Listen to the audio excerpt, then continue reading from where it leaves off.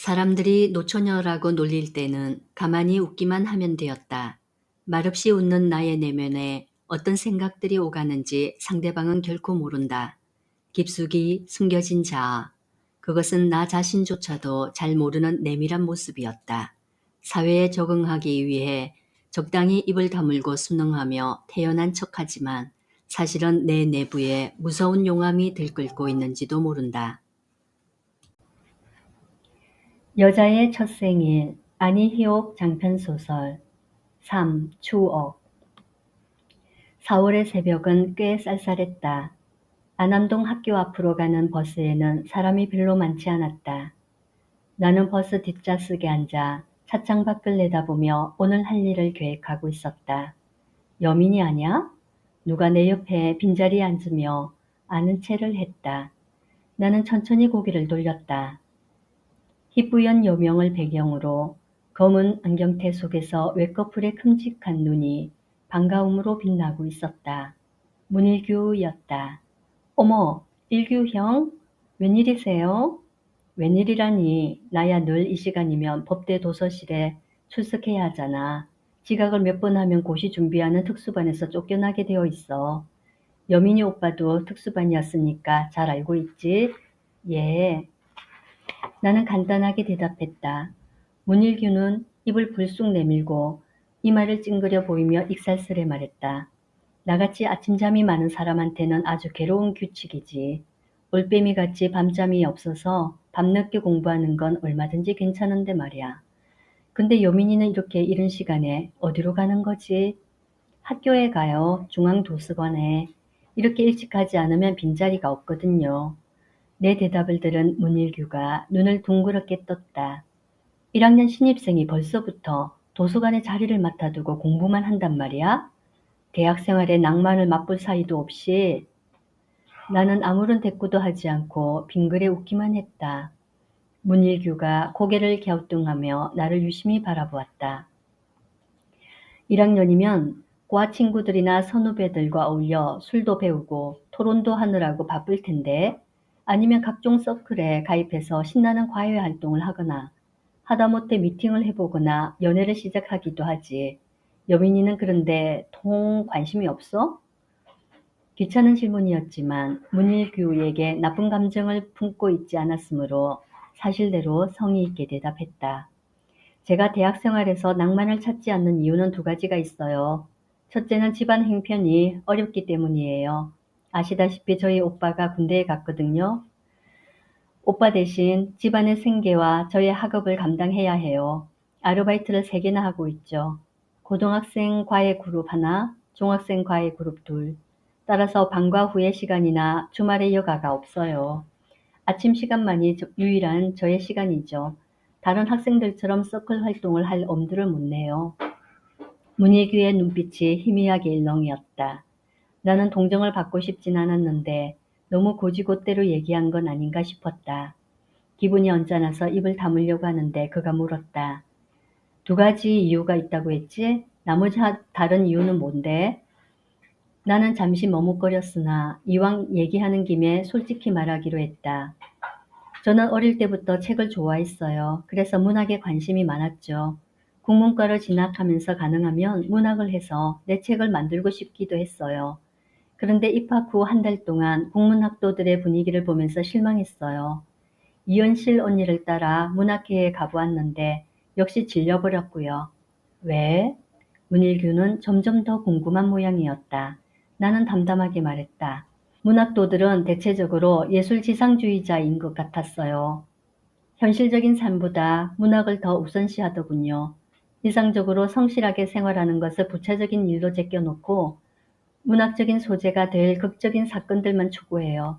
하긴 리얼한 삶의 사건들과 부딪히지 않고 대체적으로 편안한 성장을 해온 젊은이들이라면 모험을 추구하는 것이 당연할지도 몰라요.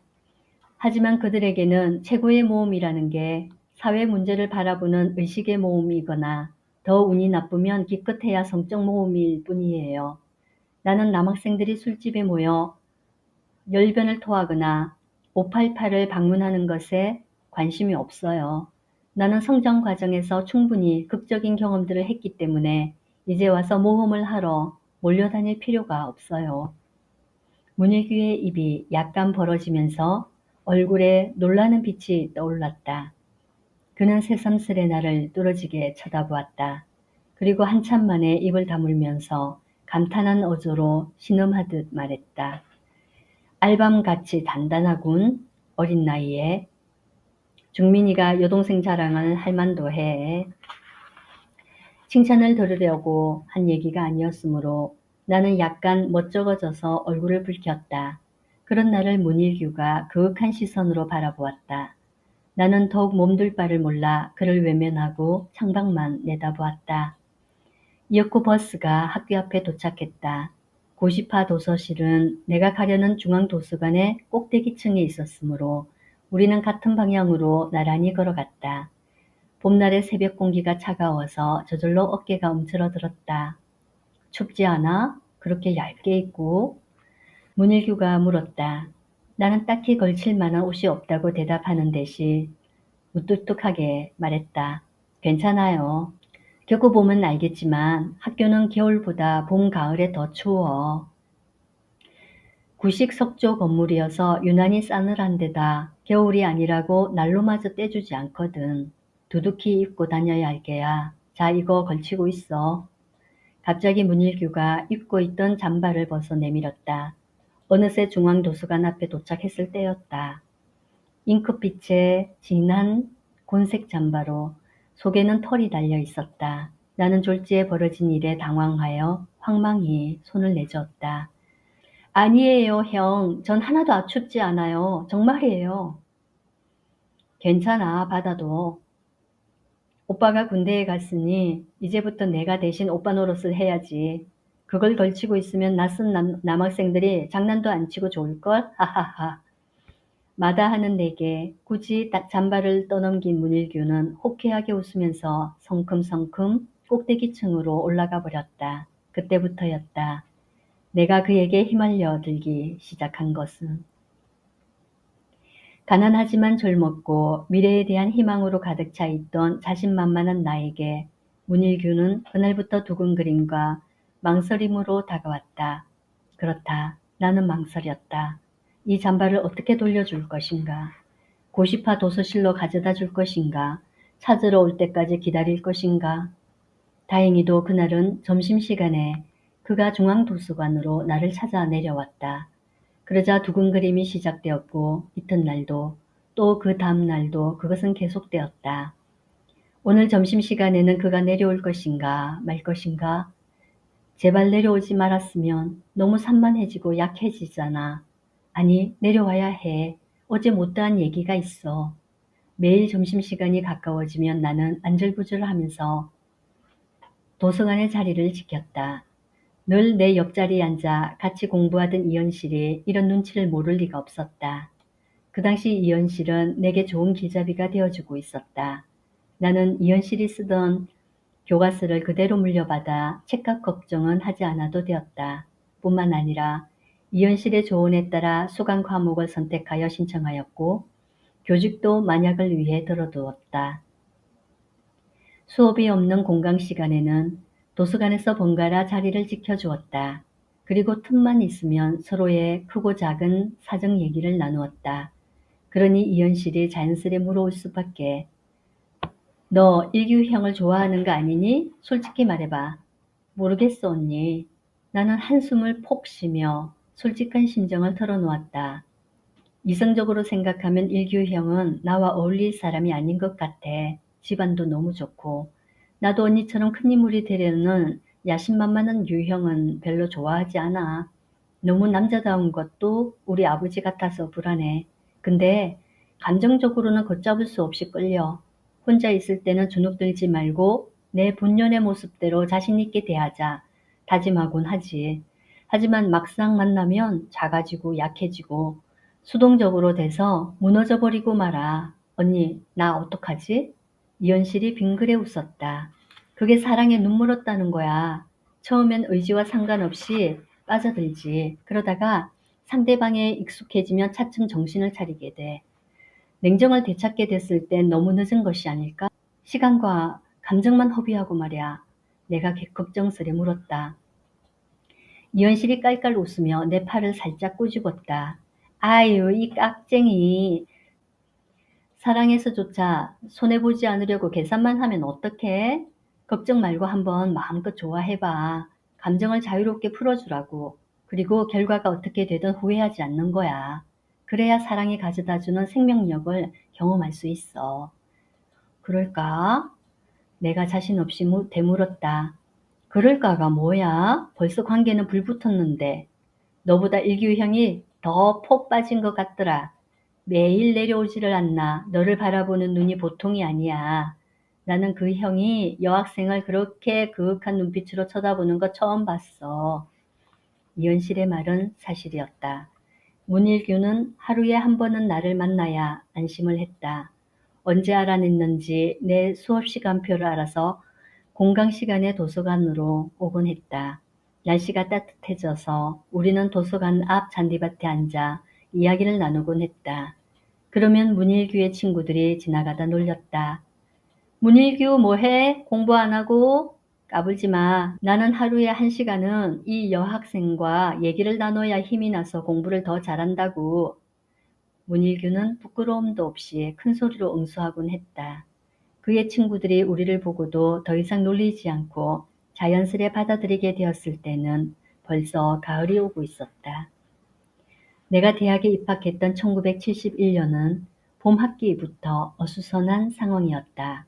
박정희의 재집권을 위한 삼선 개헌 후 실시된 대통령 선거를 시작으로 학생들은 정치 문제에 촉각을 곤두세우고 있었다.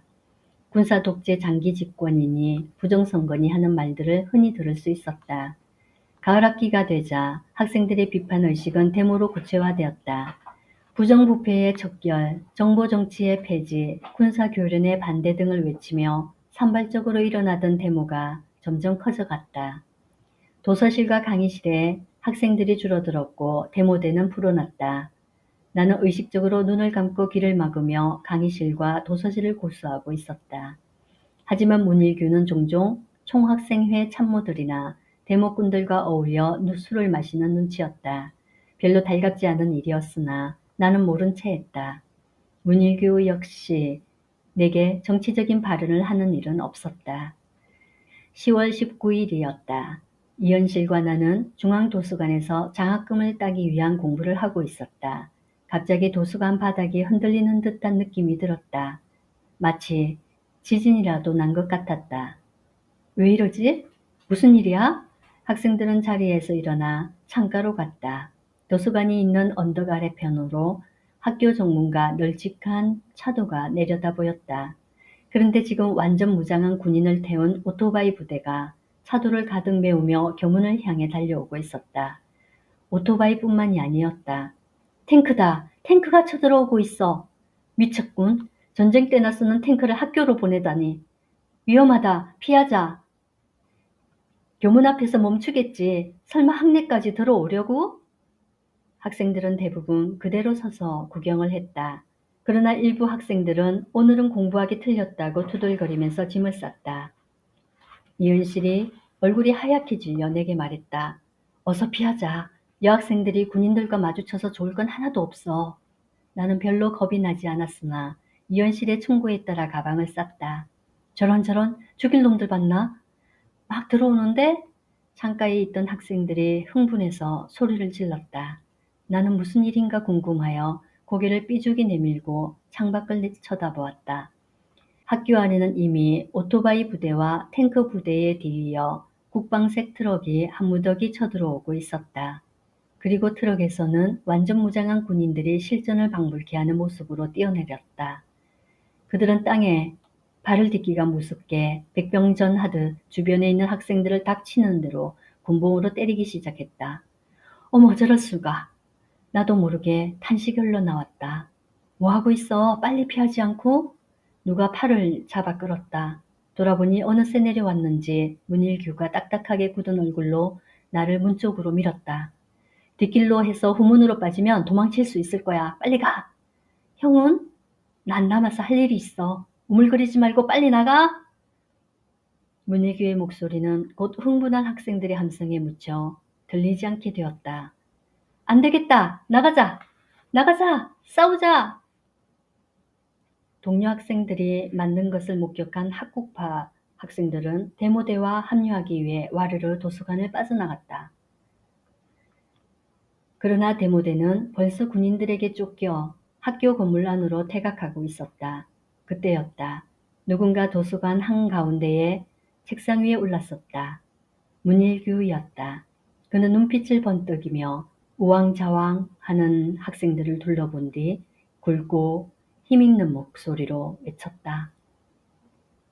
여러분, 사태가 급박하다고 해서 당황하지 말고 지성인답게 침착하게 행동합시다. 학생들의 시선이 일제히 문일규에게 쏠렸다. 그때 이현실이 내 손목을 세게 잡아 끌며 속삭였다. 빨리 가자. 우리가 여기 있으면 일규 형한테 방해만 돼. 나는 이현실에게 이끌려 도서관을 빠져나왔다. 등 뒤에서 문일규의 목소리가 쩌렁쩌렁 울렸다. 우리 기억대의 생명이자 상아탑의 상징인 도서관만큼은 지켜야 합니다. 모두 의자를 모아 바리케이드를 쌓고 군인들이 들어오지 못하도록 싸웁시다.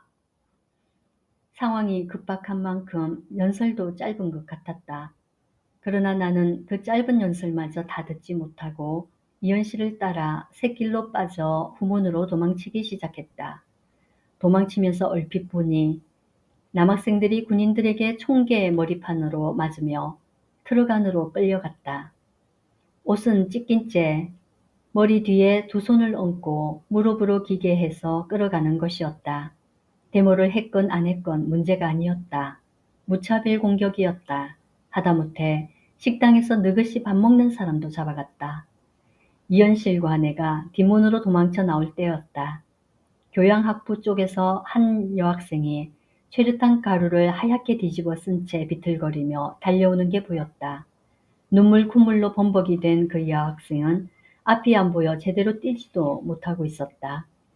이현실과 나는 누가 뭔지랄 것 없이 그 여학생을 부축하여 학교를 빠져나왔다. 그리고 급한 대로 뒷문 부근에 있는 고문가게로 들어갔다. 우선 최루탄을 정면으로 맞은 듯한 여학생을 씻겨야 했기 때문이었다. 학교 부근에 있어서 데모를 무수히 겪어온 가게 주인은 사정을 금방 이해했다. 가게 안집에 수도를 쓰라고 친절하게 허락했다. 우리는 여학생에게 묻은 최루탄 가루를 털어내고 세수를 시켰다. 눈물 콧물을 쏟으며 기침을 계속하던 여학생은 급기야 구토를 했다. 우리는 병원에 데려가야 하지 않을까 염려하고 있는데 한바탕 토하고 난 여학생이 비로소 숨을 몰아쉬었다. 질식하지 않고 그만하기 다행이었다. 고마워요. 이제 좀 살 것 같아요. 집으로 가서 좀 더 씻어야겠어요. 정신을 차린 여학생이 치아를 하며 자신의 자취방이 부근에 있다고 말했다. 우리는 아직도 비틀거리는 여학생을 부축하여 그 자취방까지 함께 갔다. 깔끔한 한옥에 있는 외진 문간방이었다.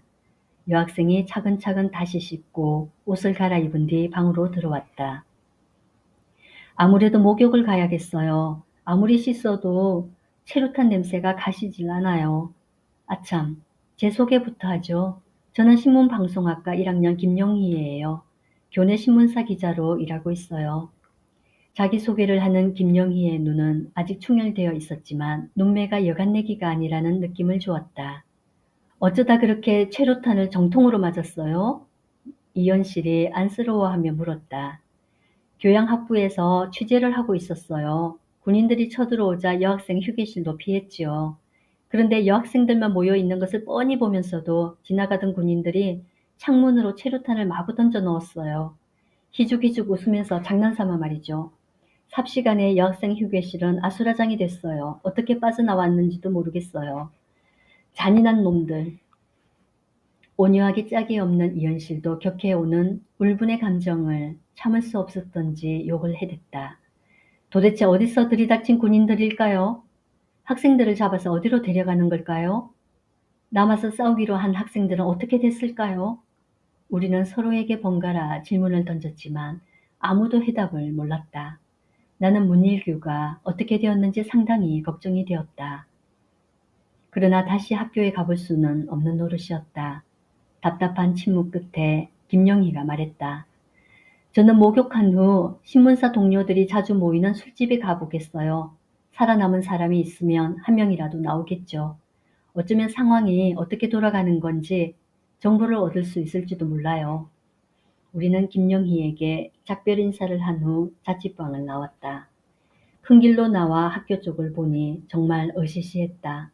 무장군인들이 학교 주변 1미터 간격으로 둘러서서 사람의 접근을 막고 있었다. 학교가 감옥으로 변한 것 같았다.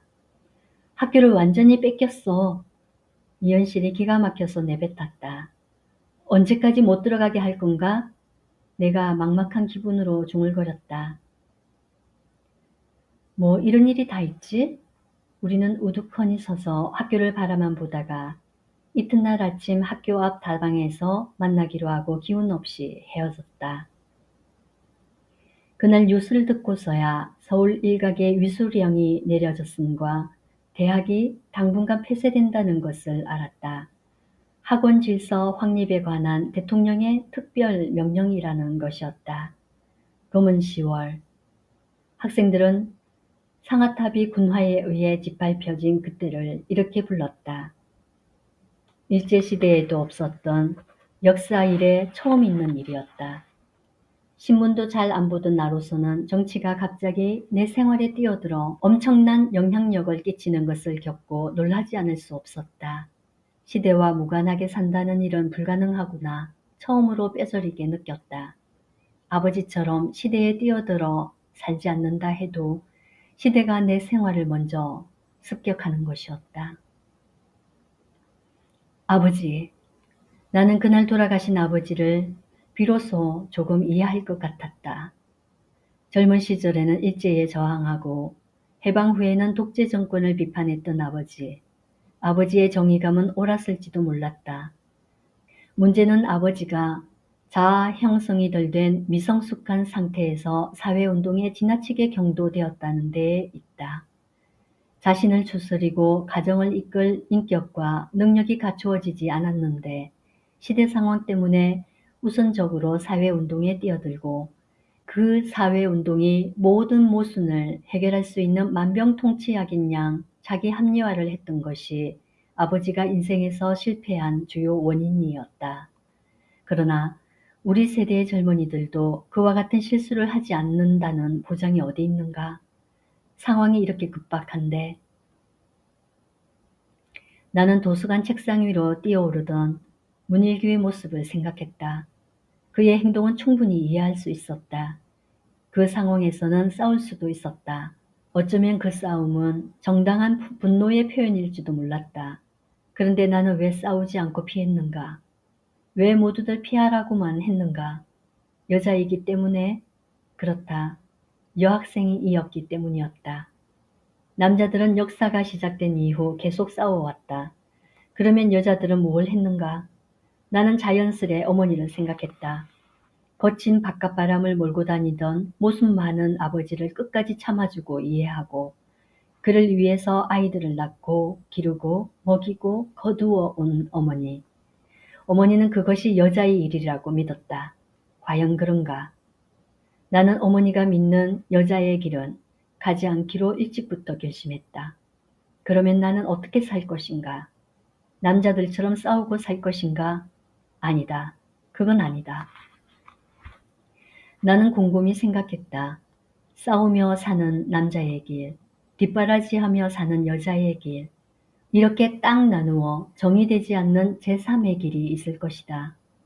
전통적인 고정관념, 남자와 여자를 이분법으로 가르지 않는 어떤 새 길이, 새 역할이.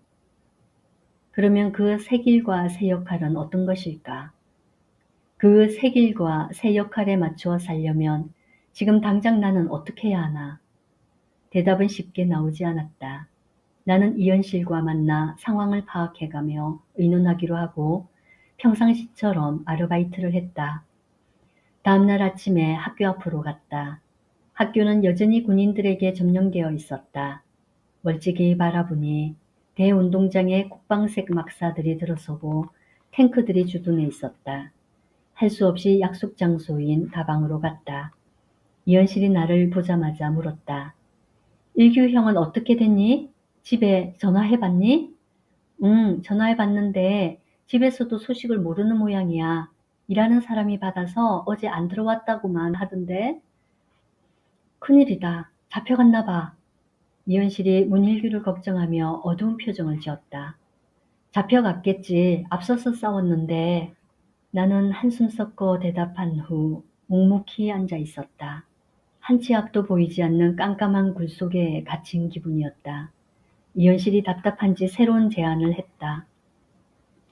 어제 만났던 그 김영희라는 여학생 자취방으로 가볼까? 그새 신문사 동료들을 만나서 무슨 소식이라도 들었는지 알아보게. 그래 언니, 그게 좋겠다. 나는 고개를 끄덕였다. 우리는 차값을 치르고 다방을 나왔다. 비실비실 학교 앞을 돌아 후문 쪽으로 통하는 골목길로 들어섰다. 마침 김영희는 집에 있었다. 최루탄에 절은 옷을 빨다가 젖은 손으로 대문을 열어주었다. 이젠 괜찮으세요? 이현실이 구멍가게에서 산 사과 봉지를 내밀며 물었다. 아유, 말씀 낮추세요, 후배한테. 김영희가 자취방으로 우리를 들여보내며 말을 놓으라고 권했다. 그리고 같은 학년인 내게 자연스레 먼저 반말을 했다. 잠깐 기다려. 빨래를 널고 올게. 우리는 비로소 김영희의 자취방을 찬찬히 구경했다. 비닐 옷장 하나, 책상 하나, 책꽂이 하나, 커피포트 한 개가 전부인 단촐한 살림이었다. 그러나 벽면에는 둥근 거울과 예쁜 벽걸이 인형이 걸려 있어 방 주인의 오밀조밀한 취미를 짐작하게 했다. 나는 책꽂이에 꽂힌 책들을 유심히 살펴보았다. 신문방송학과 교과서 외에도 신학책 몇 권이 눈에 띄었다. 그때 영희가 쟁반 위에 접시와 칼을 받쳐들고 방 안으로 들어왔다. 기독교인이야? 내가 신학책을 가리키며 물었다. 가끔 교회에 놀러가. 냉담 신자지. 영희는 부끄러운 듯 수줍게 웃으며 사과를 깎았다. 어느새 올려놨는지 커피포트에서 물 끓는 소리가 기분 좋게 들렸다. 뭐 새로운 소식 들은 거 있어? 이현실이 물었다. 영희가 고개를 저었다. 많은 학생들이 수도경비 사령부로 끌려갔다는 것 외에는 깜깜무소식이에요. 건물 안에 남아 저항하던 여학생들은 몽땅 잡혀갔대요.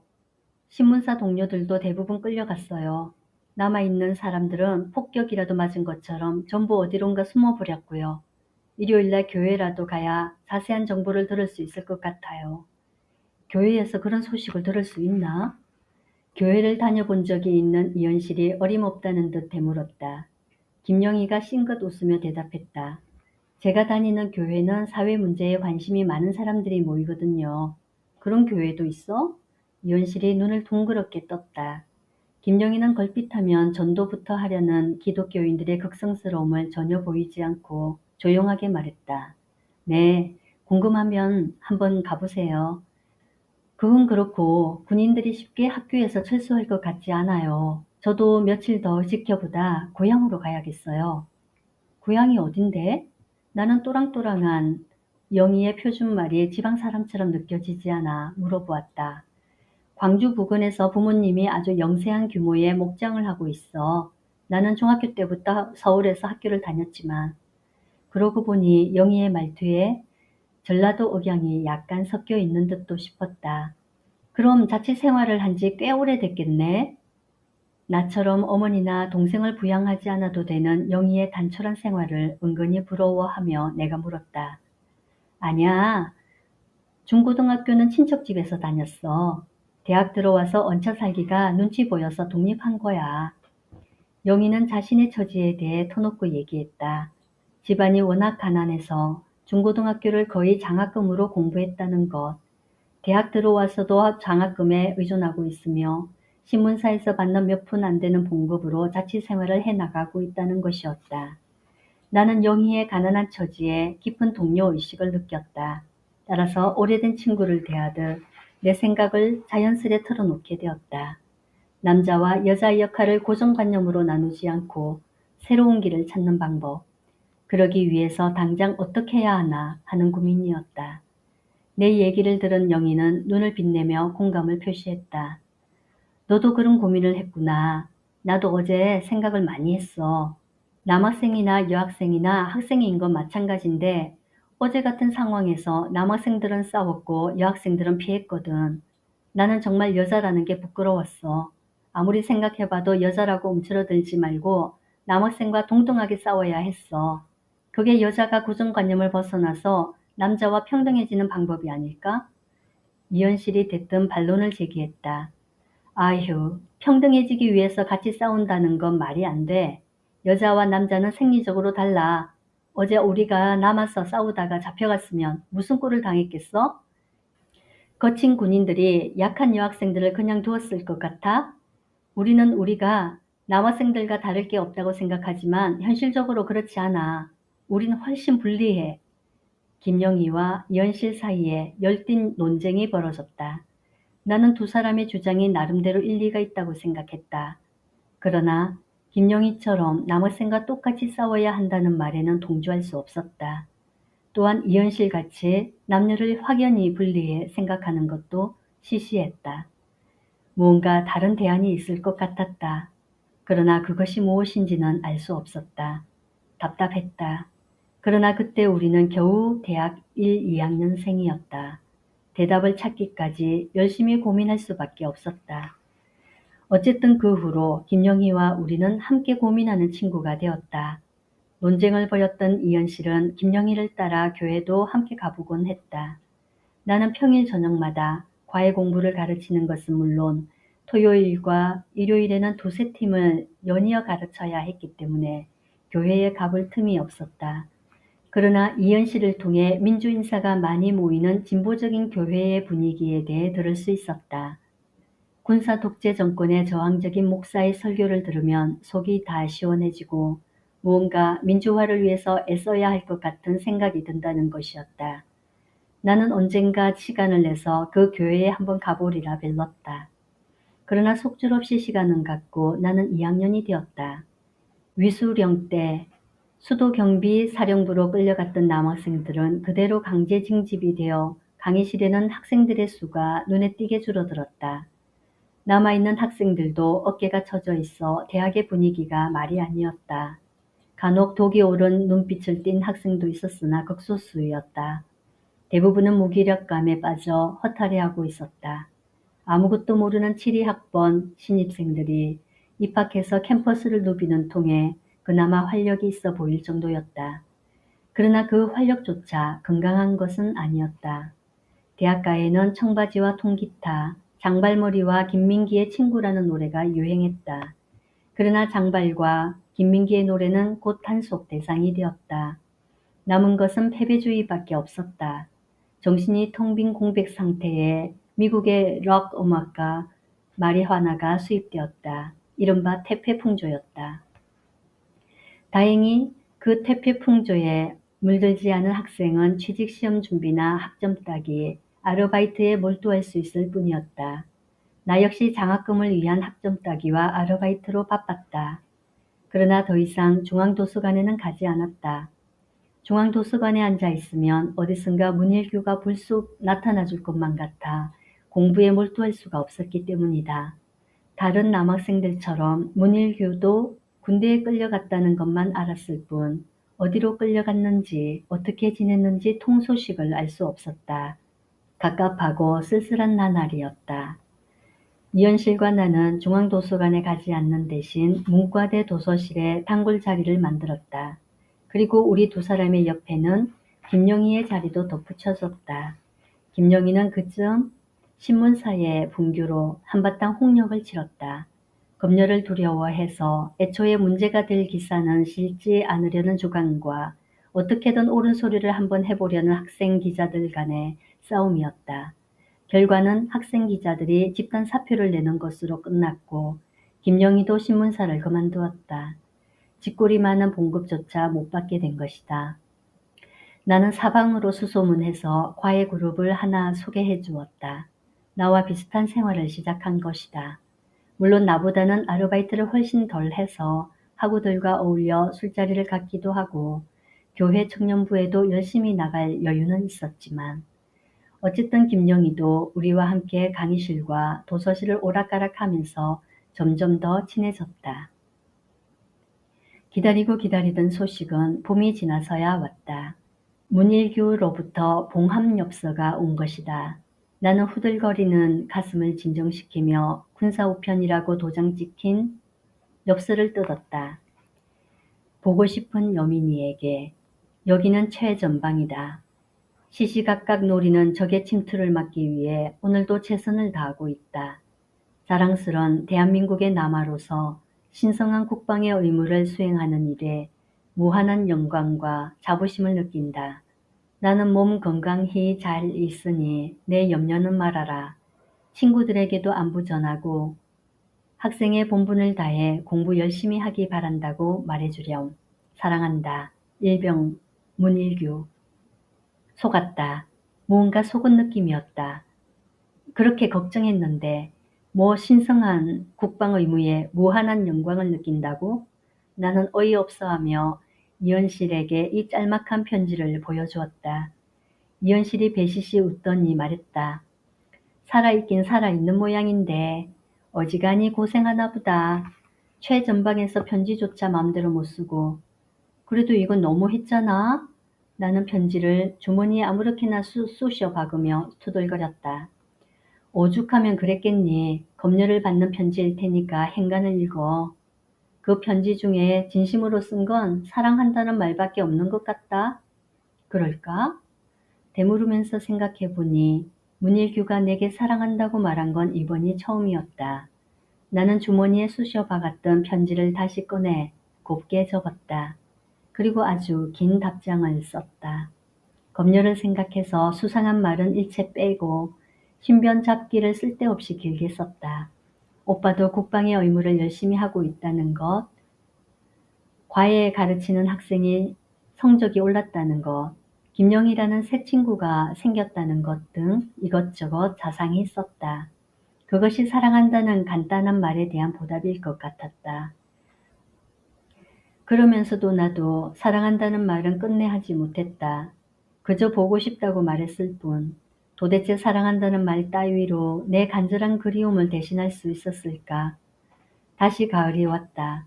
이현실과 나는 문과대 도서실을 지키고 있었으나 김영희는 무엇이 그리 바쁜지 아예 자리를 거두고 돌아다녔다. 10월 17일 아침이었다.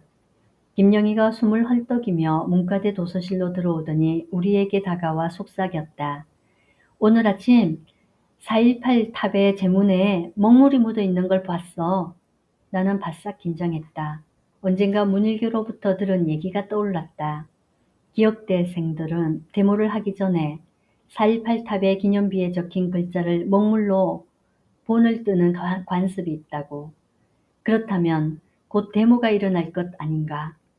하긴 작년에 그 꼴을 당하고도 꼼짝없이 죽어 지냈으니 한번 일어날 때도 되었을 것이다. 그러나 작년처럼 엄청난 탄압이 있으리라는 것도 예상해야 하지 않을까. 나는 불안한 눈으로 김영희를 보았다. 그러나 이현실은 의외로 침착하게 말했다. 여학생들이 양동이하고 물수건을 준비해야겠구나. 김영희가 고개를 잘래잘래 흔들며 야무지게 말했다.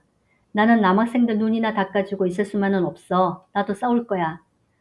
여학생이 나서면 남학생들이 귀찮아할걸. 이현실이 빙그레 웃었다. 그러나 김영희는 심각하게 다짐했다. 정 안 되면 돌이라도 나를 거야. 그날 우리는 긴장한 가운데 하루를 보냈다. 그러나 대학은 겉으로 보면 아무 일 없이 조용하기만 했다. 나는 오후 5시쯤 학교를 나왔다. 그리고 고등학교 2학년 여학생 5명에게 국어 과외를 가르친 후 집으로 향했다. 버스 정류장에 서 있을 때였다. 상가의 라디오에서 뉴스가 흘러나왔다. 무심코 듣고 있던 나는 화들짝 놀랐다. 박정희 대통령의 경상도 사투리가 섞인 강팍한 음성이 계엄령을 선포하고 있었던 것이다. 전쟁이라도 난 것일까? 계엄령이라니. 나는 등골이 서늘해지는 것을 느끼며 공중전화 부스로 달려갔다. 우선 소식이 빠른 김영희의 자취집으로 전화를 걸었다. 영희는 집에 없었다. 초조한 마음으로 이현실에게 전화를 했다. 이현실은 다행히 집에 있었다. 언니야? 나 여민이야. 학교에 별일 없어? 별일이 다 뭐니? 큰일 났다. 얘 작년처럼 군인들이 탱크를 몰고 쳐들어왔어. 이번엔 수경사 군인들이 아니고 진짜 군인들이래. 방과 후라 학생들이 많지 않았기에 망정이지. 나는 작년의 아수라장을 연상하며 가슴이 덜컥 내려앉았다. 김용희는 괜찮아? 괜찮을 거야. 잡혀간 학생은 없는 것 같았어. 학생회관이나 도서관에 남아있던 학생들도 다 도망쳤어. 기습하는 속도만큼이나 도망치는 속도도 빨랐어. 작년에 경험한 덕을 보는 거지. 불행 중 다행이라는 말을 이때 하는 거구나 생각하며 뻔한 사실을 되물었다. 그럼 내일부터 학교에 못 가겠네? 응, 학교에는 못 들어가. 당분간 집에서 쉬면서 시간 활용 잘해봐. 자주 연락하고. 공중전화는 끊겼다. 나는 암담한 마음으로 버스에 올라탔다. 기업령이 내려진 거리는 인적이 드물었고 신문사 앞에는 무장군인들이 삼엄하게 서 있었다. 시국은 최악의 상태를 향해 곤두박질치고 있었다. 박정희는 계엄령을 선포한 후 유신헌법을 공표했고 확정지었다. 장기 독재체제로 들어선 것이다. 그리고 그 독재체제는 거듭되는 긴급조치 발표로 유지되었다. 얼마나 자주 긴급조치가 내려졌던지 몇 호까지 발표되었는지 기억도 잘 나지 않았다. 어쨌든 유신체제에 반대하는 사람은 누구나 긴급조치 위반으로 잡혀갔다. 계엄령으로 학교를 빼앗겼던 그 시기를 학생들은 유신방학이라고 불렀다. 내가 문일규를 다시 만날 수 있었던 때는 기나긴 유신방학이 지난 후였다. 그가 군대 생활을 1년이 넘게 하고서야 간신히 휴가를 얻을 수 있었기 때문이다. 나는 문일규로부터 만나자고 연락이 온 학교 앞 다방으로 나갔다. 문을 밀자 다방 한가운데에 앉아있는 군복이 이내 눈에 들어왔다. 멀리서 볼 때는 군복에 가리워져 건장한 것 같았으나 가까이 가보니 그는 훨씬 수척해져 있었다. 빡빡 깎은 머리도 안쓰러웠다. 나는 말없이 그의 옆자리에 앉았다. 그리고 그의 얼굴을 찬찬히 보는 순간 흠칫 놀라고 말았다. 안경 너머 외꺼풀의 큼직한 눈 속에 눈물이 핑그르르 돌고 있었던 것이다. 그는 솟구치는 눈물을 억지로 참느라 입가를 약간 실룩거렸다. 가슴을 둔탁한 망치로 얻어맞는 듯한 충격이 왔다. 일규 형, 나는 그의 이름을 부르며 팔을 벌렸다. 그가 내 팔 속으로 들어오며 얼굴을 묻었다. 그의 몸이 가늘게 떨리고 있었다. 어쩌면 이 당당한 남자가 얼마나 고생을 했으면, 얼마나 보고 싶었으면 나는 사람들이 구경하는 것도 아랑곳하지 않고 그를 꼭 안아주었다. 한참 동안 그는 소리 없이 떨고 있었다. 이윽고 떨림이 가라앉자 그가 고개를 들고 멋쩍은 듯 씩 웃었다. 내가 많이 약해졌지? 쓰게 웃는 그의 눈가에 못 보던 주름이 잡혔다. 나는 슬그머니 분노가 치밀어서 힘주어 말했다. 괜찮아요, 형. 형이 약한 게 아니에요. 놈들이 너무 잔인한 거죠. 아니야, 난 너무 약해. 비겁하기 짝이 없고. 그동안의 생활에서 느낀 건 그것뿐이야. 문일규는 자책감에 빠져 힘없이 중얼거렸다. 아니라니까. 형은 맨손이고 저들은 탱크가 있잖아요. 진짜 비겁한 건 총칼로 맨손을 억누르는 그놈들이죠. 그럴까? 문일규는 비로소 힘이 좀 나는 듯 그동안의 생활을 얘기하기 시작했다. 데모하다 잡혀간 학생들이 군대에서 얼마나 모진 박해와 수모를 겪고 인간 이하의 취급을 당하는지 말하자니 끝이 없었다.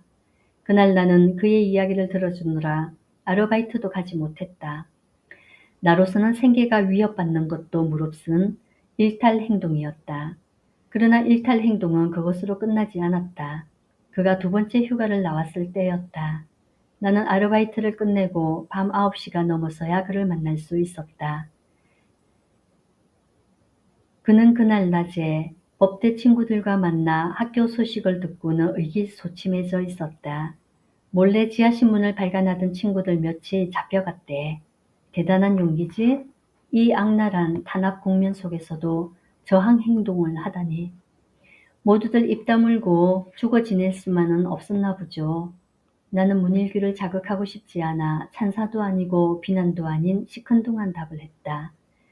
친구들은 결사적으로 싸우는데 나는 뭐 하고 있는 건지 한심해. 군대에서 하루 종일 여자 생각이나 하면서 시간을 죽여야 하다니. 군대에서 여자 생각을 많이 해요? 여자 생각이라는 말이 의미하는 뜻도 잘 모르면서 내가 물었다. 그럼 군대에서는 틈만 있으면 여자 얘기지. 고참들이 욕을 할 때도 음담 패스를 잊지 않는걸? 휴가라도 한번 나갔다 오면 여자와 만나 무용담을 듣느라고 난리가 나지. 나도 저번에 혼이 났어. 왜요? 내가 계속 멍청하게 물었다. 문일규는 대답하기 난처한 듯 약간 머뭇거리더니 에라 모르겠다 하는 표정으로 솔직하게 말했다. 애인과 만나고도 아무 일을 벌이지 못했으니 병신이라는 거야. 그래서 안아주긴 했다고 주장했지. 사실은 안겼다는 걸 알면 기합을 받았을 거야. 문일규가 피식 웃었다. 나도 어이가 없어 웃고 말았다. 그러자 문일규가 계속 털어놨다. 이번에 휴가 나오면서 단단히 다짐을 받고 나왔지. 남자들 말로 꼭 따먹고 오라는 거야. 고지에 깃발을 꽂지 않으면 고무신 거꾸로 신는다고. 나는 더 이상 웃음이 나오지 않았다. 기가 막힐 뿐만 아니라 불쾌하기까지 해서 입을 다물고 가만히 있었다. 문일규가 조심스레 내 눈치를 살피며 물었다. 정말 여민이는 내가 제대할 때까지 기다려줄 수 있어? 고참들 말대로 고무신 거꾸로 신는 건 아니겠지? 나는 문일규의 유치한 질문에 있는 대로 화가 났다. 군발이가 되면 모두 이렇게 저질이 되는 것일까? 나는 조목조목 따지듯 조리 있게 대답했다. 나는 변함없이 내 생활을 계속해 갈 뿐이에요. 형에게 편지도 열심히 쓸 거고요. 하지만 특별히 기다리겠다거나 장례를 약속하겠다거나 하는 생각은 아직 못 해봤어요. 나 자신이 주체적으로 홀로서기를 할 수 있는 날을 준비하고 기다릴 뿐이에요. 내가 독립적으로 생활할 수 있게 된 후에야 다른 사람을 배려할 수 있겠죠. 오히려 그때까지 형이 나를 기다려줘야 할 것 같은데요. 문일규가 한숨을 쉬었다. 나한테 좀 기대서 살 생각은 안 해봤어? 여민이는 자아가 너무 강한 게 탈이야. 그게 장점이기도 하지만 나는 불쾌한 기분으로 글을 보내고 싶지 않았기 때문에 논쟁을 일으킬 대답을 피하며 가볍게 웃고 말았다. 그러자 그가 얼굴을 가까이 대고 내 눈을 빤히 들여다보며 낮은 소리로 힘주어 말했다. 고참들 핑계를 대서 미안해. 사실은 너랑 같이 자고 싶어. 물론 끝까지 책임질 수 있어.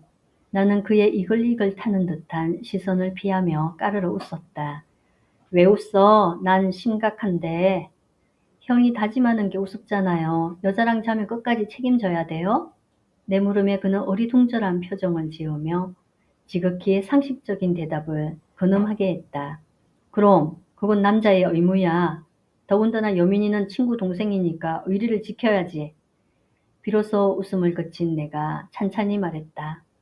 난 아직 남자와 같이 자고 싶지 않아요. 그리고 남자와 같이 잔다고 해서 책임지라고 강요할 생각도 없고요. 거듭 말하지만 형이 나를 책임지지 못할까봐 두려워서 같이 자지 않는 건 아니에요. 다만 뭐야? 날 원하지 않는 거야? 문일규가 화를 벌컥 냈다. 어린애와 같은 반응에 나는 또다시 웃음이 나왔다. 형, 솔직히 말해서 난 남자와 같이 자는 건 엄두도 못 내봤어요. 문일규는 눈빛을 누그러뜨리고 고개를 깊이 끄덕였다. 그렇겠지. 처녀로선 순규를 잃는 게 두렵겠지. 그의 말에 왠지 나는 자존심 상해서 발끈대 들었다. 순결을 잃는 게 두려운 건 아니에요. 도대체 순결 따위가 뭐 중요하다고? 여자가 순결이 중요하지 않단 말이야? 문일규가 계속 내 비위를 건드렸다. 자꾸 여자가 하지 마세요. 난 순결의식 따위에 연연해하지 않아요. 순결이란 게 뭔데? 흠집이 나지 않은 상품으로 결혼시장에 나가 최고가로 팔리자는 속셈 아니에요? 또 남자들이 여자들을 자기의 완벽한 소유물로 인정하고 보존하기 위해 여자에게만 일방적으로 강요하는 정조관념 아니에요? 난 그런 구태의연한 의식은 없어요. 나를 결혼시장에 팔러 가지도 않을 뿐더러 남자의 소유물로 묶어두지도 않을 거니까. 문일규가 놀란 표정으로 입을 해 벌리더니 바보 같은 질문을 했다. 너 전혀 아니니? 순결 의식을 왜 그렇게 못마땅해 하니? 나는 더욱 흥분하여 쏘아붙였다. 처녀죠. 그것도 수처녀. 하지만 순결을 깨뜨릴 필연성이 없었다 뿐이지. 순결을 지키려고 애써서 그렇게 된 건 아니에요. 그런데 왜 나랑 자지 않으려고 하지? 문일규가 혼란스럽다는 듯 물었다. 나는 갑자기 말문이 막혔다. 생각해보니 내 말은 무슨 투성이인 것 같았다. 순결을 지키는 게 중요한 건 아니다. 그런데 남자와 잠은 못 자겠다 했으니 문일규가 자기를 좋아하지 않는다고 판단할까봐 은근히 걱정도 되었다. 내 의식과 행동 사이의 모순을 설명할 말을 찾지 못하던 나는 급기야 신경질을 내고 말았다. 성욕은 형 혼자서도 해결할 수 있잖아. 남의 몸을 빌릴 땐 신중해야죠. 문일규의 눈빛에 파란 불꽃이 있는가 싶더니 내 상반신을 거칠게 휘어잡았다. 너 그걸 말이라고 하니? 그래, 짐승같이 취급받는 악랄한 상황 아래선 정말 짐승처럼 본능만 살아남는다. 끝없이 먹고 싶고 여자와 자고 싶고 하지만 난 아직 인간적이고 싶다. 자위나 매추는 정말 싫어. 적어도 사랑하는 여자와 자고 싶어. 내가 군대에서 힘들 때마다 뭐를 생각하는 줄 아니? 너야, 바로 윤여민, 너라고. 역경을 헤치며 열심히 살아가는 당찬 여자. 내가 사랑하는 윤여민. 너는 나의 꿈이고 힘이야. 지금으로선 나의 전부야. 알아? 나는 그의 파란 눈빛을 멀거니 보고만 있었다. 그가 갑자기 안경을 머리 위로 올리더니 나를 당겨 안으며 입을 맞췄다. 처음으로 키스를 해본 것이다. 뜨겁고 축축했다. 키스를 할 때 입술뿐만 아니라 혀까지 사용한다는 것을 비로소 알았다. 그것은 차가운 기름에 불붙은 성냥을 던진 꼴이었다. 깊이 은닉되어 잠자던 성충동이 일깨워지면서 그와 같이 자보고 싶다는 호기심이 생겼다. 나는 그에게 피임 준비를 하라고 말했다. 그는 신이 났어 약국으로 달려갔다. 그 사이 집으로 전화를 걸었다. 아르바이트 끝내고 친구 집에서 자고 가니 걱정 말라는 전화였다. 어머니는 내가 평소에 안 하던 외박을 하는 것이 이상한 모양이었으나 워낙 믿는 딸이라 더 이상 캐묻지 않았다. 연달아 김영희에게 전화를 했다. 자세한 사정은 내일 얘기할 테니 오늘 밤 너희 집에서 자는 걸로 하자는 내용이었다. 김영희는 별로 묻지도 않고 알았다고 했다. 만반의 준비를 한 나는 요관으로 가면서도 전혀 떨지 않았다. 적어도 내가 저지르려는 일에 대해 감당할 자신이 있었다. 그러나 불을 끄고 자리에 누웠을 때 갑자기 불안감이 엄습했다. 옆에 누워 나를 더듬는 문일규가 처음 만난 사람처럼 낯설게 느껴졌다. 문득 어릴 때 아버지와 싸우던 장면이 떠올랐다. 아무도 도와줄 사람이 없는 상황에서 힘없고 어린 내가 술 취한 거구의 사나이를 상대로 싸워내야 했던 기억. 깨진 거울 조각을 들고 필사적으로 덤볐지만 사실은 마음속을 꽉 채우고 있던 무시무시한 불안감. 무어라 이름 지을 수 없고 묘사할 수 없는 두려움의 응어리. 나는 문일규의 손을 밀쳐버렸다. 왜 그래? 문일규가 코맹맹한 목소리로 물었다. 안 되겠어 형. 나 그만 갈래. 바보 같군. 괜찮아. 겁내지 마. 문일규는 나를 부드럽게 쓰다듬으며 입술을 더듬었다. 그러나 나는 바싹바싹 진땀이 나면서 점점 겁이 났다. 그를 뿌리치며 자리에서 벌떡 일어났다. 그러자 문일규가 내 어깨를 꽉 누르며 덮쳐왔다. 두 손으로 그의 가슴을 힘껏 밀었지만 꼼짝도 하지 않았다. 어둠 속에서 잠시 격렬한 몸싸움이 벌어졌다. 정복하려는 남자와 정복당하지 않으려는 여자의 오래된 싸움이었다. 결국 나는 다리 사이에 심한 통증을 느끼며 소리를 질렀다. 문일규가 당황하여 내 입을 손으로 틀어막았다. 순간 아버지가 어머니를 학대하던 기억이 뇌리를 스쳐 지나갔다. 알 수 없는 눈물이 솟구쳤다. 그러면서 파괴당했다는 절망감이 들었다. 같이 자는 일에 동의했음에도 불구하고 결국 강간당한 것 같은 억울함이 느껴진 것이다. 문일규가 거친 숨결을 구르며 내 눈물과 피 그리고 자신의 땀과 정액을 찬찬히 닦아냈다. 그리고 내 이마에 입을 맞추며 속삭였다. 이젠 괜찮지? 내 귀여운 야생마. 그는 정말 말을 길들이는 능숙한 조련사처럼 내 어깨를 토닥였다. 나는 힘없이 누워 눈을 감고 생각했다. 파괴당했다고 느끼는 건 처녀막에 연연해하는 통속적인 여자들의 감상이다. 이깟 일에 기죽지 말자. 의연한 반응을 보이자. 간신히 절망감을 추스린 나는 조그맣게 내뱉었다. 사랑이란 상상처럼 달콤한 것이 아니네요. 문일규가 크게 웃음을 터뜨렸다. 거칠 것 없는 승자의 호쾌한 웃음이었다. 너무 버둥거리니까 그렇지 가만히 있으면서 사랑을 느껴봐. 웃음을 그친 그는 나를 어루만지며 달랬다. 그리고 거듭 내 몸을 탐닉했다. 한참 만에 내게서 떨어져 나간 그는 잠시 숨을 몰아쉬더니 이내 깊은 잠 속으로 골아떨어졌다. 그러나 나는 오랫동안 잠들지 못했다. 어쩌면 내가 저지른 일은 상상했던 것보다 훨씬 큰 일인지도 몰랐다. 그리고 여전히 여자는 남자보다 열세에 놓여 있었다. 새벽녘에 꾼 꿈이 그걸 말해주고 있었다. 끝없이 펼쳐진 겨울논이었다. 사방을 둘러보아도 인가가 보이지 않는 허허 벌판이었다. 황야였다. 나는 찢어진 옷을 입고 논 위를 허우적허우적 걷고 있었다. 밑둥치만 남은 갈색 벼들이 삐죽삐죽 솟은 채 얼어붙어 있어 걷기가 힘들었다. 나는 미친년처럼 산발을 하고 절룩절룩 하염없이 걸었다. 추웠다. 몸을 오그라뜨리며 계속 걸었다. 문득 발뿌리에 무언가 걸렸다. 넘어졌다. 발치를 살펴보니 깨진 거울 조각이 있었다. 거울 조각을 집어들었다. 눈동자가 비쳤다. 내 눈동자는 아니었다. 누굴까? 거울을 자세히 들여다보았다. 어머니였다. 어머니의 눈에는 눈물이 그득 고여 있었다. 그리고 그 눈물은 금세 철철 흘러넘쳐 논바닥을 적셨다. 나는 당황하여 거울 조각을 집어던졌다. 쨍그랑! 거울 깨지는 듯한 소리에 잠에서 깨어났다. 낯선 여관방이었다. 아침 햇살이 커튼 사이를 뚫고 들어와 방 안을 밝히고 있었다. 깨진 것은 없었고 문일규가 욕실에서 샤워하는 소리가 들렸다. 나는 잠시 그대로 앉아 꿈에 대해 생각했다. 그리고 내 안에서 싸움이 시작된 것을 깨달았다. 그것은 인습으로부터 해방되려는 의식과 어머니의 눈물로 상징되는 전통적인 문화적 압력에 물들은 무의식과의 싸움이었다.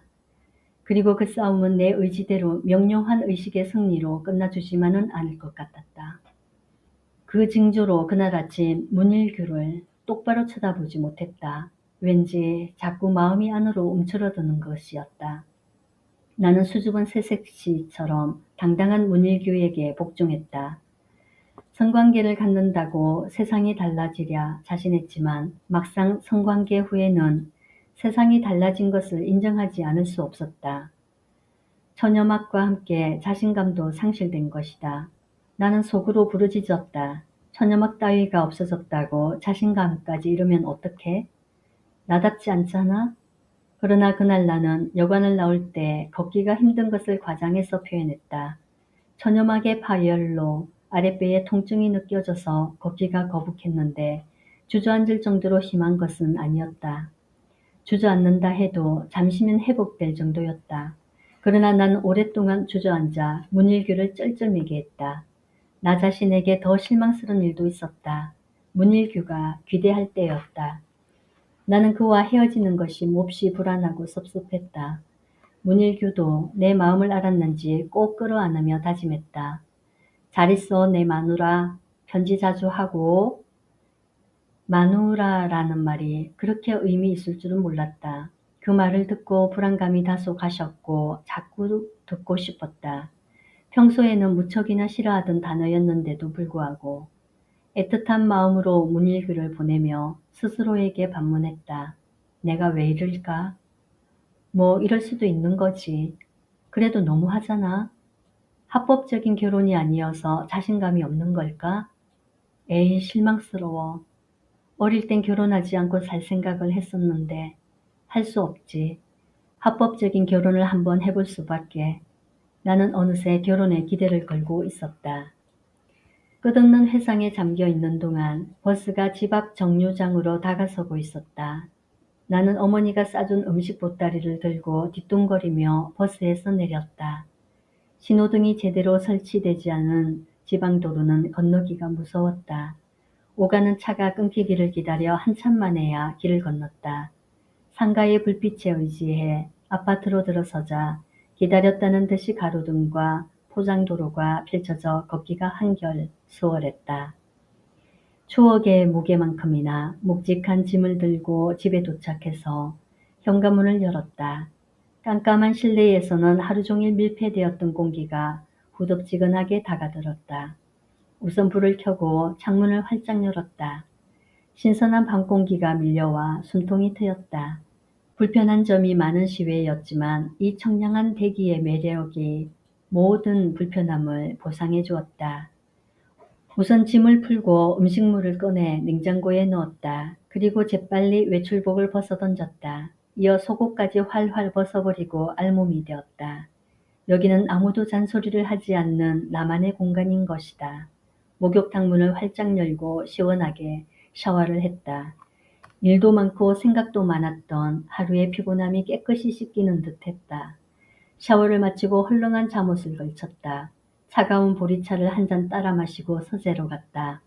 컴퓨터를 켜고 일기를 썼다. 암호를 넣어 나만이 보고 쓸 수 있게 만든 일기였다. 오늘 뜻밖의 문일규와 통화를 했다. 그 덕에 20대의 나를 돌이켜보았다.